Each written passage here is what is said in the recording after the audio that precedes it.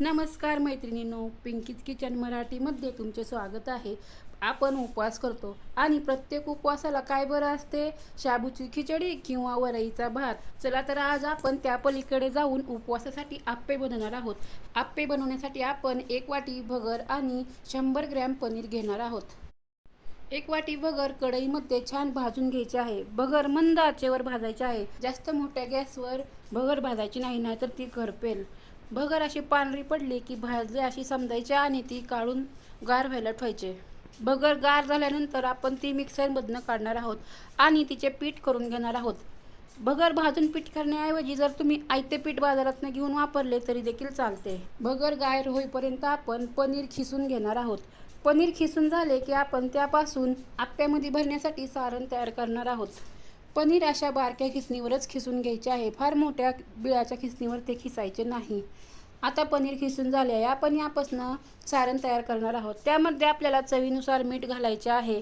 थोडीशी साखर हवी असल्यास घालायची आहे. त्यानंतर आवडीनुसार तिखट मिरची घालायची आहे. मिरच्याऐवजी लाल तिखट वापरले तरी देखील चालते. आता 2 चमचे भाजलेल्या शेंगदाण्याचे कूट घालायचे आहे. यामध्ये तुम्ही हवे असल्यास जिरे आणि कोथिंबीर सुद्धा घालू शकतात. काही भागामध्ये कोथिंबीर आणि जिरे उपवासाला चालते, तर काही भागामध्ये ते चालत नाही. आमच्या येथे कोथिंबीर आणि जिरे उपवासाला चालत नाही.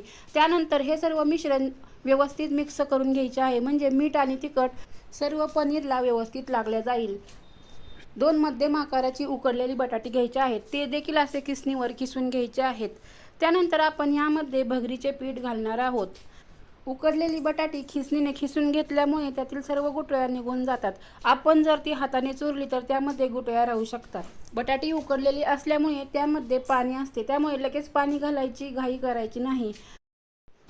आता यामध्ये आपल्याला चवीनुसार मीठ घालायचे आहे आणि थोडीशी हिरवी मिरची देखील घालणार आहोत, म्हणजे चवीला आप्पे छान होतात. आता हे सर्व आपण मिक्स करून घ्यायचे आहे. व्यवस्थित घट्ट पिठाचा गोळा मळून तयार करायचा आहे. यामध्ये शक्यतो पाणी लागत नाही, परंतु जर लागले तर शेवटला थोडासा हाताने घेऊन घालायचे आहे. एकदम जास्त पाणी ओतायचे नाही, नाहीतर पीठ पातळ होईल. हे पहा, अशा प्रकारे आपला गोळा मळून तयार झालेला आहे. हा जास्त पातळही करायचा नाही आणि जास्त घट्टही ठेवायचा नाही. गोळा अर्धा तास तसाच झाकून ठेवायचा आहे. अर्धा ते पाऊण तास झाल्यानंतर आपण त्यापासून आप्पे करणार आहोत. अशा प्रकारे आप्प्याची छोटीशी पारी करून घ्यायची आहे. भगरीचे पीठ असल्यामुळे पारी करताना थोड्याशा चिरण्या पडतात. त्या हाताने व्यवस्थित दाबून नीट करायचे आहेत आणि आपल्याला हवी एवढी पारी झाली की त्यामध्ये आपण आपले सारण भरून घ्यायचे आहे. पनीरचे सारण भरल्यानंतर अशा हलक्या हाताने दाबत दाबत त्याचे तोंड मिटवायचे आणि नंतर त्याला आप्प्याचा आकार द्यायचा आहे आणि आता एका ताटामध्ये ठेवून देऊया. अशाच प्रकारे आपण सर्व आप्पे करून घ्यायचे आहेत. मी तुम्हाला आणखी एक बनवून दाखवते.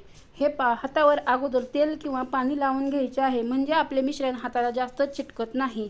त्यानंतर अशा प्रकारे एक गोल गोळी बनवून ती हाताने दाबून दाबून छान अशी पारी तयार करायची आहे. पारी जास्त जाड ठेवायची नाही, नाहीतर शिजली जाणार नाही.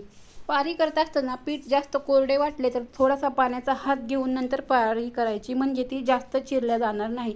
त्यानंतर अशा प्रकारे पनीर भरून तोंड मिटवून घ्यायचे आहे. व्हिडिओ कसा वाटला हे कमेंट करून नक्की सांगा. ही रेसिपी तुम्हाला आवडली असली तर व्हिडिओला लाईक करा, तसेच ती इतरांना शेअर देखील करा. सर्व आप्पे असे एका ताटामध्ये तयार झाले की नंतर आपण गॅसवर आप्पे पात्र गरम करायला ठेवायचे आहे. आप्पे पात्र गरम झाले की त्यामध्ये आपण चमच्याने अशा प्रकारे तेल सोडून घ्यायचे आहे. सर्व आप्प्याच्या साच्यामध्ये तेल सोडून झाले की एक एक करून आपण बनवलेले आप्पे त्यामध्ये सोडून घ्यायचे आहेत आणि नंतर झाकण ठेवून 5 मिनिटं वाफवून द्यायचे आहेत. 5 मिनिटं झाले की आपण आप्पे पलटून घ्यायचे आहेत. आप्पे पलटवत असताना अगोदर मधले आप्पे पलटवायचे. मध्ये गॅसची फ्लेम जास्त असल्यामुळे मधले आप्पे लवकर भाजले जातात. त्यानंतर साईडचे आप्पे पलटून घ्यायचे आहेत. परत एकदा आप्पे पलटून झाले की त्यावर थोडेसे तेल घालायचे आहे. तुम्हाला जर तूप घालायचे असले तरी देखील चालते. त्यानंतर परत एकदा झाकून ठेवायचे आहे. आप्पे सर्व बाजूनी भाजूपर्यंत फिरून फिरून व्यवस्थित भाजून घ्यायचे आहेत. आप्पे असे सर्व बाजूनी सोनेरी रंगाचे झाले की भाजले म्हणून समजायचे आणि ते काढून घ्यायचे. मधले आप्पे सर्वात आधी काढून घ्यायचे आहेत.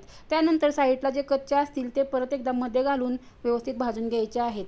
आप्प्यासोबत खाण्यासाठी ओल्या नारळाची किंवा शेंगदाण्याची चटणी बनवायची किंवा दह्यासोबत खाल्ले तरी देखील छान लागतात. या आप्प्यांमध्ये आपण शाबू अजिबात वापरला नसल्यामुळे ज्यांना शाबूपासून ॲसिडिटी किंवा गॅस होतो त्यांच्यासाठी हे आप्पे खूप छान आहेत. इतरांनाही हे खायला खूप आवडतील. उपवासाची ही रेसिपी कशी वाटली कमेंट करून नक्कीच सांगा आणि अशाच वेगवेगळ्या रेसिपी पाहण्यासाठी आपल्या चॅनलला सबस्क्राईब करून ठेवा. पुन्हा भेटूयात नवीन व्हिडिओमध्ये नवीन रेसिपीसहित. धन्यवाद.